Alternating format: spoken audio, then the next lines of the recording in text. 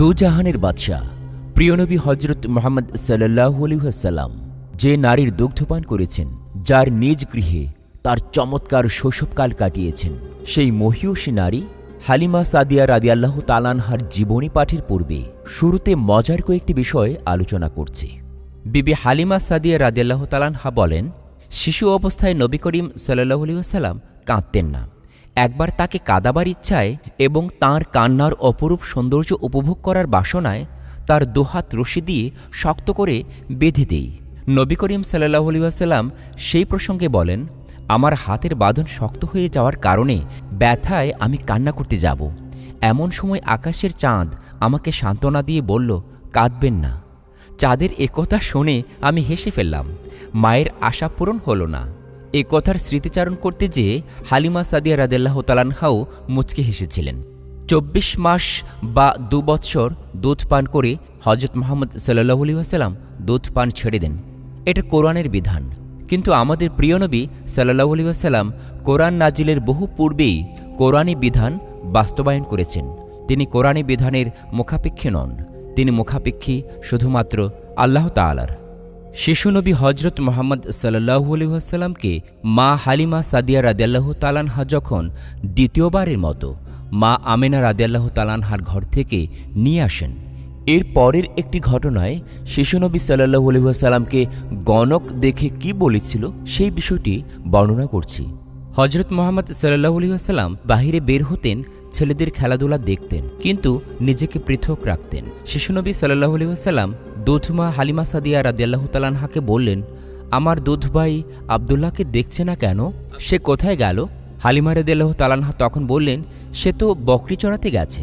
তখন নবী করিম সাল্লাল্লাহু আলাইহি ওয়াসাল্লাম বললেন, এরপর থেকে আমাকেও পাঠাবেন। এভাবেই এরপর থেকে তারা দুই ভাই বকরি চড়াতে যেতেন। একদিনের ঘটনা, হজরত মুহাম্মদ সাল্লাল্লাহু আলাইহি ওয়াসাল্লাম তার দুধ ভাই আব্দুল্লাহর সাথে বকরি চড়ানোর জন্য গেছেন। আব্দুল্লাহ হাঁপাতে হাঁপাতে দৌড়ে ঘরে এসে বললেন, আমার কুরাইশি ভাই মোহাম্মদকে দুজন সাদা কাপড় ব্যক্তি এসে শুয়ে দিয়েছে এবং তার পেট চিড়ে দিয়েছে। আমি তাকে ওই অবস্থায় ছেড়ে এখানে দৌড়ে এসেছি। তারপর হালিমা সাদিয়া রাদিয়াল্লাহু তাআলা আনহা ও তাঁর স্বামী দুজনে মিলে দৌড়ে এসে হজরত মুহাম্মদ সাল্লাল্লাহু আলাইহি ওয়াসাল্লামকে জঙ্গলে দেখলেন তিনি বসে আছেন, কিন্তু ভয়ে তার মুখ ফ্যাকাশে হয়ে গেছে। তখন তাকে এর কারণ জিজ্ঞেস করার পর তিনি বললেন, দুজন সাদা কাপড় পরিহিত ব্যক্তি আমাকে শুয়ে দিয়েছে এবং আমার পেট চিরে কি যেন বের করেছে, আমি ঠিক বুঝতে পারিনি। এরপর হজরত হালিমা সাদিয়া রাদিয়াল্লাহু তাআলা আনহা ও তাঁর স্বামী হজরত মুহাম্মদ সাল্লাল্লাহু আলাইহি ওয়াসাল্লামকে ঘরে নিয়ে আসেন। তারা একজন গণকের খোঁজ করেন। গণক আসলো। তারপর শিশুনবী হজরত মুহাম্মদ সাল্লাল্লাহু আলাইহি ওয়াসাল্লামকে ভালোভাবে পর্যবেক্ষণ করে কিছুক্ষণের জন্য নীরব হয়ে গেল। সে কোনো কথাই বলছে না। সে স্বীয় স্থান থেকে উঠে পড়ল এবং মুহাম্মদ সাল্লাল্লাহু আলাইহি ওয়াসাল্লামকে তাঁর বুকের সাথে মিলিয়ে চিৎকার করে বলতে লাগলো, হে আরববাসীরা, আসো, যে মহাবিপদ অচিরেই তোমাদের নিকট আসবে তাকে শেষ করো। তার আকৃতি এরূপ হবে, এই শিশুকে হত্যা করো এবং আমাকেও এর সাথে শেষ করে দাও। যদি তোমরা তাকে ছেড়ে দাও তাহলে মনে রেখো, সে তোমাদের ধর্ম লুপ্ত করে দিয়ে এমন একটা ধর্মের দিকে নিয়ে যাবে যা তোমাদের আগে এ পর্যন্ত কেউ শোনেনি। হালিমা সাদিয়া রাদিয়াল্লাহু তাআলা আনহা এই কথা শুনে বিরক্ত হয়ে গেল। তিনি তখন ওই গণক পাপিষ্টের হাত থেকে ছাড়িয়ে পুত্র নবী করিম সাল্লাল্লাহু আলাইহি ওয়াসাল্লামকে তার কাছে নিলেন এবং বললেন, তুমি পাগল হয়ে গেছো, তোমার মস্তিষ্কের চিকিৎসা করাতে হবে। হালিমা রাদিয়াল্লাহু তাআলা আনহা তখন তার শিশুপুত্র মুহাম্মদ সাল্লাল্লাহু আলাইহি ওয়াসাল্লামকে নিয়ে ঘরে ফিরলেন। যখন শিশুনবী হজরত মুহাম্মদ সাল্লাল্লাহু আলাইহি ওয়াসাল্লামের বয়স ৩ বছর হল, হালিমা সাদিয়া রাদিয়াল্লাহু তাআলা আনহার মেয়ে সাইমা বলতে লাগলো, মা, আমরা যেখানে যাই আমাদের ভাই মোহাম্মদকে ছাড়া ভালো লাগে না। মা, তুমি একটি কাজ করবে, যখন আমি ছাগল চড়াতে যাব তখন আমার ভাই মুহাম্মদকে আমার সাথে ছাগল চড়াতে দিয়ে দিবে।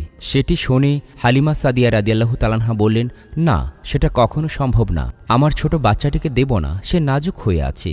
যদি সে রোদে পড়ে যায় অথবা কোনো ধরনের জীবজন্তু তাকে কোনো অসুবিধা করে, কি মিষ্টি বাচ্চা, আমি তাকে কি করে কষ্ট দেই? আর জঙ্গলে কত ধরনের বিপদ থাকে সেটা তো তোমরা জানোই। মায়ের মুখে এমন কথা শুনে কন্যা বলল, মা, তুমি রোদের ভয় দেখাচ্ছ? আমি আমার ভাইকে নিয়ে যখন বের হই তখন খেয়াল করি আকাশের মেঘ এসে আমাদেরকে ছায়া দেয়। আর জীবজন্তুর কথা বলছো? তাহলে শুনে রাখো, জঙ্গলের সমস্ত জীবজন্তুরা ভাই মোহাম্মদের গালে এসে চুমু দেয়, আর সেই জীবজন্তুরাও তাঁকে সেজদা করে। শুধুমাত্র এটাই নয়, যখন আমি ভাই মোহাম্মদকে সাথে নিয়ে যাই তখন আমার সব কাজগুলো সহজ হয়ে যায়। তখন আমার ছাগলগুলো অন্য কোথাও পালিয়ে যায় না। যখন হালিমা সাদিয়া রাদিয়াল্লাহু তাআলা আনহার কন্যা মাকে বারবার এভাবে বোঝাতে লাগলো, তখন মা তাদেরকে অনুমতি দিলেন দুধ ভাই মোহাম্মদকে তাদের সাথে নিয়ে যাওয়ার জন্য। পরের দিন থেকে বোনটি খুশি মনে তার ছোট্ট ভাই মোহাম্মদকে ছাগল চড়াতে নিয়ে যায়। যখন রৌদ্র প্রখর হলো তখন সে বোনটি খেয়াল করল আসমানের মেঘ এসে তাঁদের ছায়া দিচ্ছে। এভাবেই দুই ভাই বোন মিলে বেশ কয়েকদিন ছাগল চড়াতে গেল। একদিনের ঘটনা, হালিমা সাদিয়া রাদিয়াল্লাহু তাআলা আনহা পুত্র মোহাম্মদকে যেতে নিষেধ করলেন। বললেন, বাবা, তুমি আজকের পর থেকে ছাগল চড়াতে যাবে না, তোমাকে আমি কষ্ট দিতে পারবো না। হে পুত্র, তোমাকে আমি খুব মহব্বত করি, এক মুহূর্ত তোমাকে ছাড়া আমার ভালো লাগে না। আর যদি অন্য কোনো কথা বলো তাহলে বলতে হবে তুমি আমার কাছে বিশেষ একটা আমানত। তোমাকে নিয়ে সবসময় আমার একটা ভয় দ্বিধা কাজ করে, কখন না জানি কোন বিপদে পড়ে যাও। এভাবে 3 দিন পর্যন্ত ছোট্ট নবী মুহাম্মদ সাল্লাল্লাহু আলাইহি ওয়াসাল্লামকে ছাগল চড়ানো থেকে বিরত রাখলেন মা হালিমা রাদিয়াল্লাহু তাআলা আনহা। একদিন মেয়ে এসে হালিমা সাদিয়া রাদিয়াল্লাহু তাআলা আনহাকে কাঁদতে কাঁদতে বলল, মা, আমি আজকে ছাগল চড়াচ্ছিলাম, আমি হঠাৎ করে দেখি আমার ছাগলটিকে একটি শেয়াল ধরে নিয়ে গেছে। এমন কথা শুনে সঙ্গে সঙ্গে মায়ের চোখেও পানি চলে আসলো। পাশে দাঁড়িয়ে থাকা শিশু মুহাম্মদ সাল্লাল্লাহু আলাইহি ওয়াসাল্লাম যখন দেখলেন মায়ের চোখে অশ্রু, তখন তার চোখ থেকেও অশ্রু ঝরতে শুরু করলো, কেননা তার হৃদয় খুব নরম ছিল।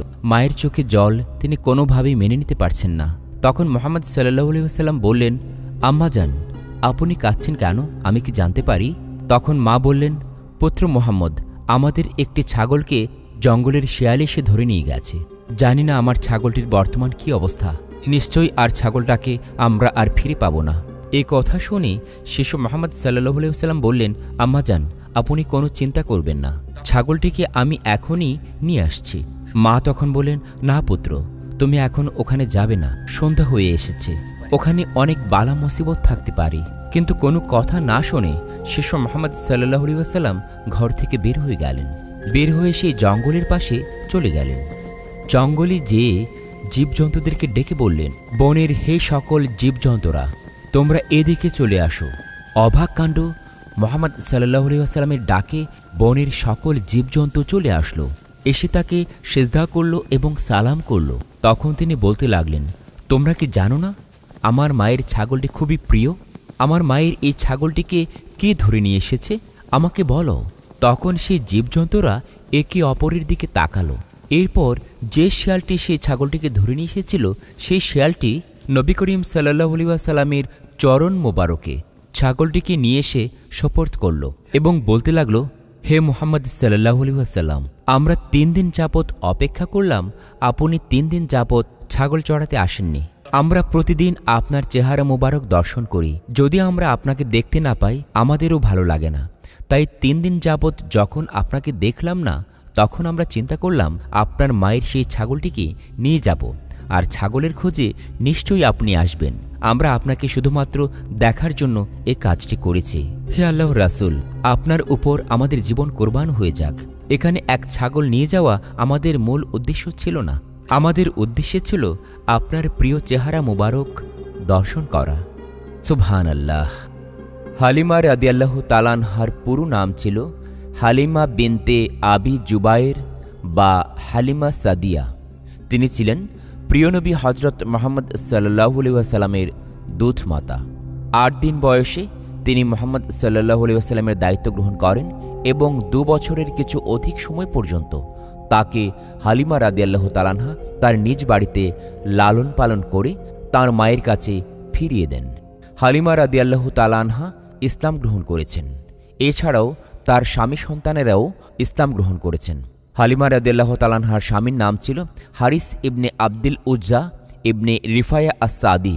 সন্তানরা হলেন আব্দুল্লাহ, উনাইসা ও আসসায়েমা অথবা খুজাইমা, মতান্তরে হুজাফা। মুহাম্মদ সাল্লাল্লাহু আলাইহি ওয়াসাল্লাম ও আব্দুল্লাহ একই সাথে দুধ পান করেন।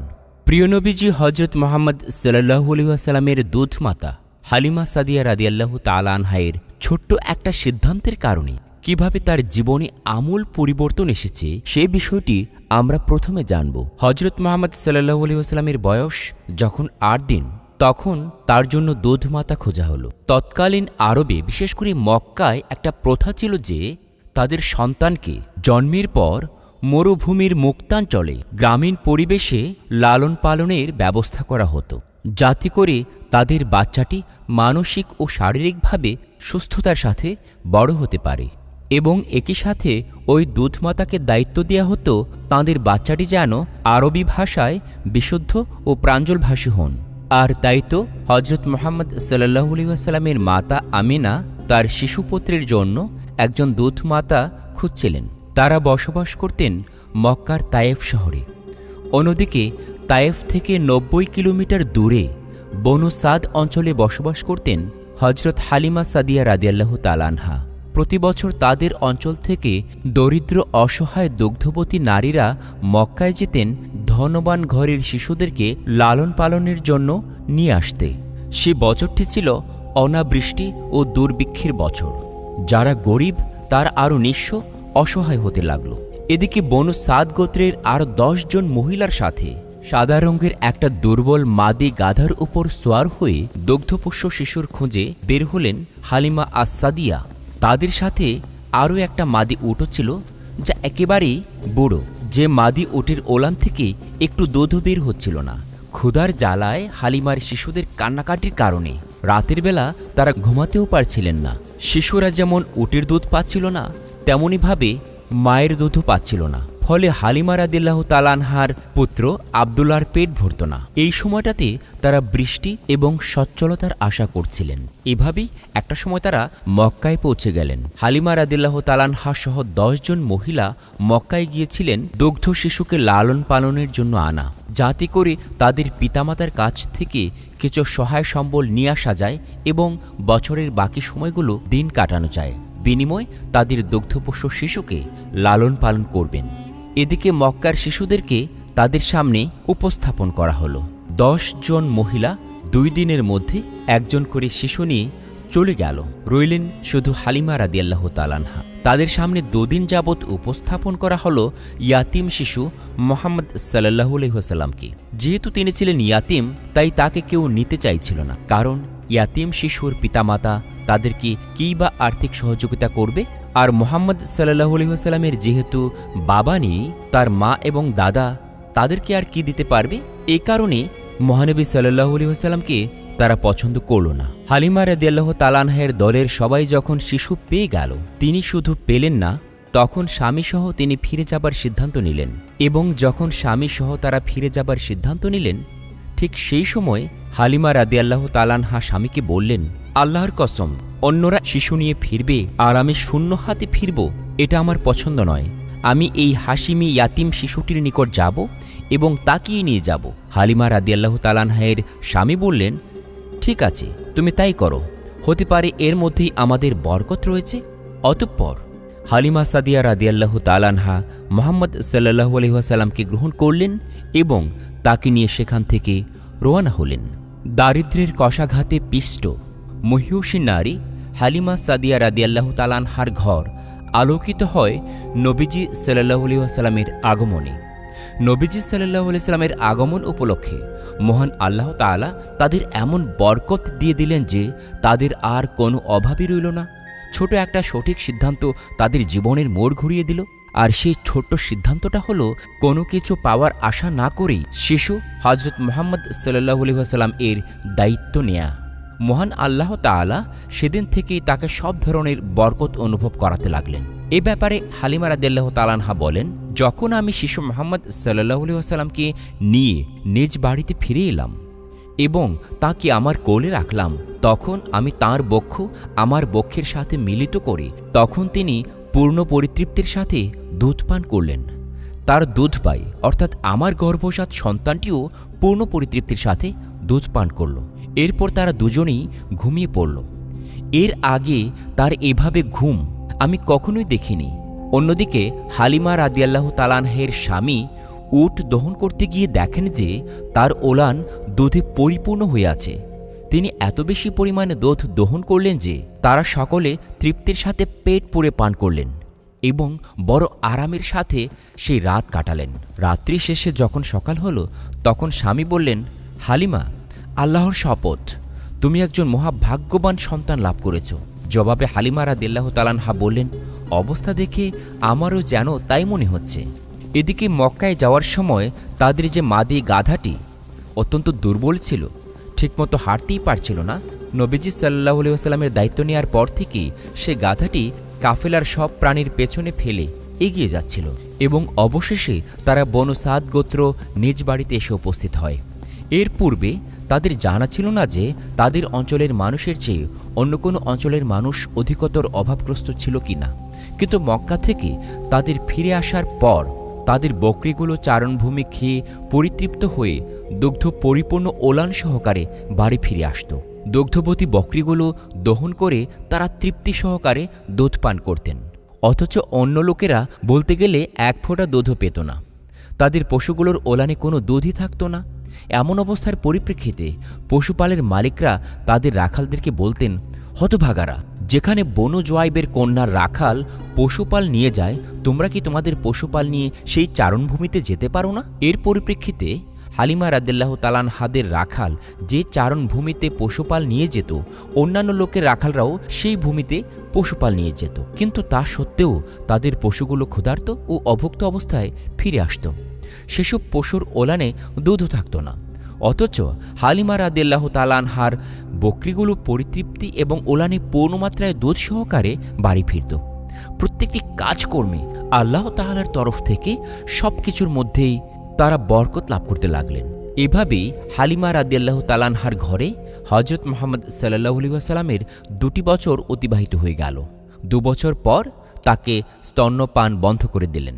অন্য শিশুদের তুলনায় এই শিশুটি এত সুন্দরভাবে বেড়ে উঠতে লাগলেন যে 2 বছর পুরো হতে না হতেই তার দেহ বেশ শক্ত ও সুঠাম হয়ে গেল। লালন পালনের মেয়াদ 2 বছর পূর্ণ হওয়ায় তারা তাকে তার মাতা আমিনার কাছে নিয়ে গেলেন, কিন্তু তাকে নিয়ে যাওয়ার পর তাদের মনের কোণে একটি গোপন ইচ্ছা পোষণ করেছিলেন যে সংসার জীবনে সচ্ছলতা ও বরকতের যে সুফল তারা এতদিন ভোগ করেছেন, তাতে করে আরও যেন কিছুদিন এই শিশুটিকে তারা রাখতে পারেন। তারা হযরত মুহাম্মদ সাল্লাল্লাহু আলাইহি ওয়াসাল্লামের মাতা আমিনার কাছে তাদের গোপন ইচ্ছা ব্যক্ত করে বললেন যে আরও কিছু সময় আমাদের সঙ্গে থাকতে দিন, যাতে তিনি সুস্বাস্থ্য ও সুঠাম দেহের অধিকারী হয়ে ওঠেন। এর উপরে আরও একটা কথা বলে রাখছি, মক্কায় মহামারীর প্রাদুর্ভাব সম্পর্কেও আমরা ভয় করছি। হালিমা রাদিয়াল্লাহু তাআলা আনহা ও তার স্বামীর বারবার অনুরোধ ও আন্তরিকতায় মা আমেনা খুব আশ্বস্ত হলেন। একই সঙ্গে হযরত মুহাম্মদ সাল্লাল্লাহু আলাইহি ওয়াসাল্লামকে হালিমা রাদিয়াল্লাহু তাআলা আনহার স্তন হতে ছাড়িয়ে নেওয়ার সময় মা হালিমার কান্না, আবেগ ও ভালোবাসায় অভিভূত হয়ে মা আমেনা মুহাম্মদ সাল্লাল্লাহু আলাইহি ওয়াসাল্লামকে পুনরায় নিয়ে যাওয়ার ব্যাপারে সম্মতি দান করলেন। দ্বিতীয়বারের মতো শিশু মুহাম্মদ সাল্লাল্লাহু আলাইহি ওয়াসাল্লামকে লালন পালনের দায়িত্ব পেয়ে আনন্দে আত্মহারা হয়ে যান হযরত হালিমা রাদিয়াল্লাহু তাআলা আনহা ও তার স্বামী। হালিমা রাদিয়াল্লাহু তাআলা আনহা যখন শিশু মুহাম্মদ সাল্লাল্লাহু আলাইহি ওয়াসাল্লামকে তার ঘরে প্রথম নিয়ে আসেন, তখন তার 5 বছর বয়সী সায়মা নামে তার এক কন্যা সন্তান এবং দুগ্ধপোষ্য পুত্র সন্তান আব্দুল্লাহ ছিল। নবী করিম সাল্লাল্লাহু আলাইহি ওয়াসাল্লামকে লালন পালনের বিষয়ে সায়মা তার মাকে সাহায্য করতেন। হযরত রাসূলুল্লাহ সাল্লাল্লাহু আলাইহি ওয়াসাল্লামকে গোসল করানো এবং বাহিরে হাঁটা চলা করার দায়িত্ব সায়মা যত্ন ও পরম স্নেহের সঙ্গে সম্পাদন করতেন, যার ফলে সায়মারও মুহাম্মদ সাল্লাল্লাহু আলাইহি ওয়াসাল্লামের প্রতি প্রচণ্ড স্নেহ এবং ভালোবাসা জন্মায়। দ্বিতীয়বার যখন তার দুধ ভাই ফিরে আসে, তখন সায়মা এবং আব্দুল্লাহও বেশ খুশি হয়েছিলেন। এভাবেই সুখে শান্তিতে বেশ কিছুদিন হালিমা রাদিয়াল্লাহু তাআলা আনহার সংসার চলতে লাগলো। কিছুদিন পর এমন একটা ঘটনা ঘটল যা তাদেরকে আতঙ্কিত করে দিল। এক সকালে ভেড়ার পাল চড়াতে শিশু মুহাম্মদ সাল্লাল্লাহু আলাইহি ওয়াসাল্লাম তাঁর দুধ ভাই আব্দুল্লাহর সাথে বাড়ির পেছন থেকে গেলেন। একটু পরে তার ভাই ছুটে এসে বলল, ছুটে এসো, দেখো কুরাইশি ভাইয়ের কি হয়েছে। সাদা পোশাকের 2 লোক এসে তাকে মাটিতে শোয়ালো এবং তার বুক চিরে ফেলল। পুত্র আব্দুল্লাহর কথা শুনে হালিমা রাদিয়াল্লাহু তাআলা আনহা ও তার স্বামী এক দৌড়ে সেখানে গেলেন। দেখলেন মুহাম্মদ সাল্লাল্লাহু আলাইহি ওয়াসাল্লামের চেহারা রং ফ্যাকাশে, চোখে মুখে ভীতির ছাপ। তখন হালিমা রাদিয়াল্লাহু তাআলা আনহার স্বামী ব্যাকুল হয়ে তার পাশে বসে পড়লেন, আর হালিমা রাদিয়াল্লাহু তাআলা আনহা তাকে বুকে জড়িয়ে ধরে বললেন, কি হয়েছে বাবা? শিশু হযরত মুহাম্মদ সাল্লাল্লাহু আলাইহি ওয়াসাল্লাম বললেন, সাদা জামা পরা দুই লোক এসে আমাকে শোয়ালো, আমার বুক চিরে কি যেন খুঁজল, কিছুক্ষণ পর ছেড়ে দিয়ে চলে গেল। এই কথা শুনে হযরত হালিমা রাদিয়াল্লাহু তাআলা আনহা ও তার পরিবারের সদস্যরা অস্থির ও শঙ্কিত হয়ে গেলেন। তারা রীতিমতো পেরেশানিতে পড়লেন। বাড়িতে যাওয়ার পর হালিমা রাদিয়াল্লাহু তাআলা আনহা দেখলেন তার স্বামীর দু চোখে অশ্রুর প্লাবন। তিনি বললেন, আমার ভয় হচ্ছে, না জানি এই মোবারক শিশুটির কোনো বিপদ ঘটে, যা প্রতিরোধ করার ক্ষমতা আমাদের নেই। তাকে তার পরিজনের কাছে পৌঁছে দিলেই ভালো হবে, তারাই পারবে যে কোনো ব্যাপারে সামাল দিতে।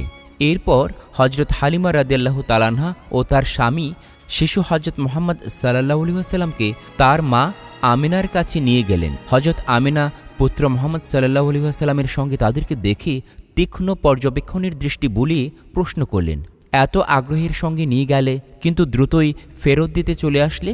হালিমা রাদিয়াল্লাহু তাআলা আনহা জবাব দিলেন, তার শৈশবকাল পূর্ণ হয়েছে, আমার দায়িত্বের মেয়াদটাও প্রায় শেষ। নানা দুর্ঘটনার আশঙ্কা থেকে নিরাপদ রাখার ইচ্ছায় ফেরত দিতে এসেছে। হালিমা রাদিয়াল্লাহু তাআলা আনহার এই জবাবে মা আমিনা সন্তুষ্ট হননি, বরং পীড়াপিড়ি করতেই থাকলেন আসল ঘটনা জানার জন্য। সব কিছু শুনে তিনি প্রশ্ন করলেন, তার উপর শয়তানের প্রভাবের আশঙ্কা হচ্ছে তোমার? এইবারে হালিমা রাদিয়াল্লাহু তাআলা আনহা উত্তর দিলেন, হ্যাঁ। দৃঢ় প্রত্যয়ের সঙ্গে মা আমিনা বললেন, আল্লাহর কসম, শয়তান কখনো তার কাছে ঘেঁষতে পারবে না, কারণ আমার ছেলের বিশেষ কিছু বৈশিষ্ট্য আছে। তুমি কি সেটা জানতে চাও? হালিমা রাদিয়াল্লাহু তাআলা আনহা বললেন, অবশ্যই জানতে চাই। তখন মা আমিনা বললেন, সে যখন আমার পেটে আসে তখন দেখলাম আমার শরীর থেকে একটি নূর বের হলো, যার আলোক ছটায় আমি স্পষ্ট দেখলাম সুদূর সিরিয়ার বুসরার মহল। তাছাড়া সে ভূমিষ্ঠ হয়েছে 2 হাত মাটিতে ঠেকিয়ে এবং আকাশের দিকে মাথা উঁচু করে। যাই হোক, এরপর মা আমেনা বললেন, নিয়ে যখন এসেছ ওকে রেখে যাও। আমাদের সকলের পক্ষ থেকে এবং ওর পক্ষ থেকে তোমাকে জাজাকাল্লাহু খাইরান, আল্লাহ তোমাকে সর্বোত্তম বিনিময় দান করুন। এরপর হালিমা রাদিয়াল্লাহু তাআলা আনহা ও তাঁর স্বামী ব্যথিত হৃদয়ে সেখান থেকে বের হয়ে আসলেন। এই বিচ্ছেদ ব্যথার কষ্টকর প্রভাব তাদের 2 সন্তানের উপরও পড়ল। তারাও সাথী হারানোর বেদনায় বেদনার্ত হয়ে পড়ল। বর্ণিত রয়েছে, মুহাম্মদ সাল্লাল্লাহু আলাইহি ওয়াসাল্লাম হালিমা রাদিয়াল্লাহু তাআলা আনহার ঘরে লালিত পালিত হওয়ার কারণেই অত্যন্ত বিশুদ্ধভাষী ছিলেন। হালিমা সাদিয়া রাদিয়াল্লাহু তাআলা আনহা দীর্ঘকাল বেঁচে ছিলেন। নিজের চোখে দেখেছেন তার দুধ খাওয়া শিশুটি আরব জাতির অবিসংবাদিত নেতা ও ইনসানিয়াতের রাহবার হয়েছেন, রাহমাতুল্লিল আলামিন। তিনি ঈমান এনেছেন তার প্রতি ও তাঁর উপর অবতীর্ণ মহাগ্রন্থের প্রতি। একদিন হযরত হালিমা রাদিয়াল্লাহু তাআলা আনহা হযরত মুহাম্মদ সাল্লাল্লাহু আলাইহি ওয়াসাল্লামের সামনে যেইমাত্র দুধমাকে দেখলেন, আনন্দে আত্মহারা হয়ে গেলেন রাসূলুল্লাহ সাল্লাল্লাহু আলাইহি ওয়াসাল্লাম। ভক্তি ও শ্রদ্ধায় বলতে লাগলেন, উম্মি উম্মি, আমার মা, আমার মা। মহানবী সাল্লাল্লাহু আলাইহি ওয়াসাল্লাম তখন নিজের গায়ের চাদর খুলে বিছিয়ে দিলেন তাঁকে বসার জন্য। তার আগমনে চূড়ান্ত সম্মান ও মর্যাদার প্রকাশ ঘটালেন। উপস্থিত সাহাবায়ে কেরাম বিস্মিত চোখে শুধু তাকিয়ে রইলেন। বিভিন্ন অভাবের সময় হযরত মুহাম্মদ সাল্লাল্লাহু আলাইহি ওয়াসাল্লাম হালিমা রাদিয়াল্লাহু তাআলা আনহাকে উপঢৌকন পাঠিয়েছেন। একবার খাদিজা রাদিয়াল্লাহু তাআলা আনহা তাকে 40টা ছাগল ও একটি উট দান করেছিলেন।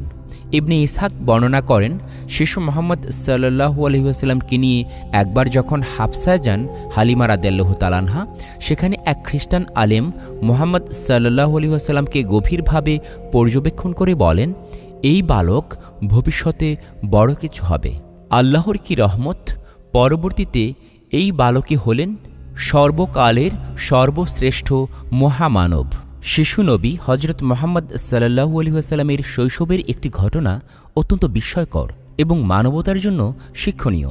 তিনি কখনও তার দুধমাতা হালিমা রাদিয়াল্লাহু তাআলা আনহায়ের উভয় স্তন থেকে দুধ পান করতেন না। সব সময় একটি স্তন থেকেই দুধ পান করতেন, অপরটি তার দুধ পাই আবদুল্লাহর জন্য রেখে দিতেন।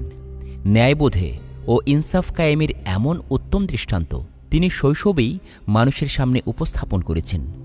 সত্যি এটা একজন মহামানবের পক্ষে সম্ভব?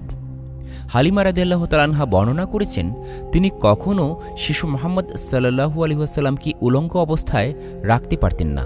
এরূপ করলেই তিনি চিৎকার করে উঠতেন। যতক্ষণ পর্যন্ত তার শরীরের উপর চাদর টেনে দেয়া না হতো ততক্ষণ তিনি কাঁদতে থাকতেন, কান্না থামাতেন না। হালিমা রাদিয়াল্লাহু তাআলা আনহা বলেন, যেদিন থেকে আমি জানতে পারলাম শিশু মুহাম্মদ সাল্লাল্লাহু আলাইহি ওয়াসাল্লাম উলঙ্গ থাকতে পছন্দ করছেন না, সেদিন থেকে আর কখনো তাকে উলঙ্গ রাখিনি। তার দেহ আবৃত করে রাখার জন্য সর্বদা সজাগ দৃষ্টি রাখতাম। রাসূল সাল্লাল্লাহু আলাইহি ওয়াসাল্লাম অতি শৈশবকাল থেকেই একান্তভাবে পাকসাফ পবিত্রভাবে থাকতেন। শিশুরা সাধারণত নিজের পায়খানা প্রস্রাব নিজের অঙ্গে প্রত্যঙ্গে বা জামা কাপড়ে মেখে থাকে, এমনকি তা মুখেও দিয়ে থাকে। নবীজি সাল্লাল্লাহু আলাইহি ওয়াসাল্লামের দৌথমাতা হালিমা রাদিয়াল্লাহু তাআলা আনহা বর্ণনা করেন, শিশু মুহাম্মদ সাল্লাল্লাহু আলাইহি ওয়াসাল্লাম কখনো বিছানায় প্রস্রাব পায়খানা করে নিজ অঙ্গ বা কাপড় অপবিত্র করেননি। তাকে বিছানা থেকে উঠিয়ে দুপায়ের উপর দাঁড় করানো ব্যতীত কখনো পায়খানা প্রস্রাব করতেন না। সাথে সাথে তাকে পরিষ্কার করে দেয়া হতো। হজরত হালিমা সাদিয়া রাদিয়াল্লাহু তাআলা আনহা মদিনায় হিজরত করে সেখানে ৮ম হিজরিতে মৃত্যুবরণ করেন। জান্নাতুল বাকি গোরস্থানে দাফন করা হয়। তবে কোনো কোনো ঐতিহাসিকের মতে হালিমা রাদিয়াল্লাহু তাআলা আনহা মদিনায় হিজরত করেননি এবং মক্কা বিজয়ের পূর্বে তার মৃত্যু হয়েছে। এবারে জানব হালিমা রাদিয়াল্লাহু তাআলা আনহার সেই আবাসস্থল বর্তমানে কেমন অবস্থায় আছে। হজরত মুহাম্মদ সাল্লাল্লাহু আলাইহি ওয়াসাল্লাম তায়েফের বনু সাদ অঞ্চলে মা হালিমার যে দুটি ঘরে লালিত পালিত হয়েছিলেন, সে দুটি ঘরের অস্তিত্ব পাহাড়ের পাদদেশে সৌদি আরবে এখনও বিদ্যমান। বর্তমানে পাহাড়ের উপরে মানুষের বসতি থাকলেও পাহাড়ের পাদদেশে কোনো বসতি নেই। ঘর দুটির চারদিকের দেয়াল পাথর দিয়ে ঘেরাও করা, যার আয়তন দৈর্ঘ্যে 14 ফুট ও প্রস্থে 6 ফুট। ঘর দুটির ছাউনি বর্তমানে নেই। আগেকার আরবদের ঘরের উপর খেজুর পাতার যে ছাউনি থাকত, এ দুটি ঘরের উপরও অনুরূপ ছাউনি ছিল। কালের বিবর্তনে সেগুলো হারিয়ে গেছে, আর হারিয়ে যাওয়াটাই স্বাভাবিক। হজরত হালিমা সাদিয়া রাদিয়াল্লাহু তাআলা আনহার ঘর দুটি দেখার জন্য প্রতিদিন সেখানে প্রচুর মানুষের আগমন ঘটে।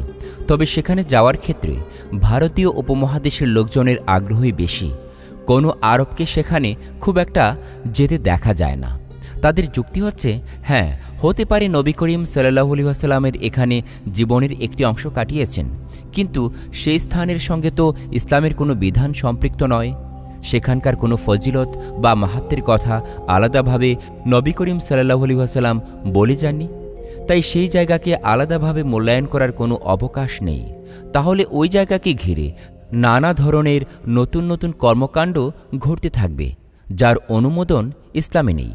তারপরও মানুষ দল বেঁধে যান হালিমা রাদিয়াল্লাহু তাআলা আনহার বাড়ি দেখতে। স্থানটি তায়েফ শহর থেকে বেশ দূরে। অবশ্য রাস্তা ভালো হওয়ায় সময় বেশি লাগে না। সেখানে আসা যাওয়ার জন্য ভাড়ায় চালিত ট্যাক্সি, মাইক্রোবাস, এমনকি বড় বাসও মেলে। পাথরের ঘেরাও দিয়ে ঘর দুটির মেঝেতে জায়নামাজ বেছানো রয়েছে। দর্শনার্থীদের অনেকেই সেখানে শুকরিয়া বা কৃতজ্ঞতা আদায়স্বরূপ নফল নামাজ আদায় করেন।